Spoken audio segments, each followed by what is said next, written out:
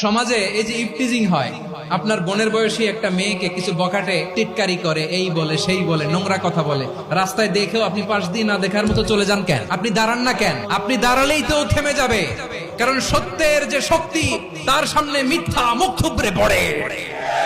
আপনার সামনে ও কিছুই না, নাথিং। আপনি দাঁড়ান, ওকে প্রশ্ন করেন যে আমার বোনকে তুমি ডিস্টার্ব করো কেন? আপনাকে দেখে আরো 5 জন দাঁড়াবে, 5 জনকে দেখে আরো 10 জন দাঁড়াবে। আমাদের নীরবতা আর আমাদের নিশ্চুপ থাকাই জালিমদেরকে আরো শক্তিশালী জালিম বানিয়েছে। টেন্ডারবাজি, চাঁদাবাজি, দুর্নীতি, অপরাধ, দখলদারিত্ব, মজুদদারি, এগুলো সবকিছু একসাথে প্রতিরোধ করতে হবে, ঠিক কিনা বলেন? এই যে নতুন বাংলাদেশের এক সুযোগ এসেছে, আর জীবনে হয়তো আসবে। আসুন দেশটাকে আমরা সাজাই, আসুন আমরা এক দল আরেক দলকে নিশ্চিহ্ন করার যে রাজনীতি, এটা বন্ধ করি। সব দলের প্রতি আমার আহ্বান, আল্লাহর শপথ নিয়ে বলি, এই নাসিহাত গুলো সবার জন্য, সব দলের জন্য, সব মতের মানুষের জন্য। আমরা কোন দলের প্রতি মানুষকে ডাকি না, আমরা ডাকি ইসলামের দিকে।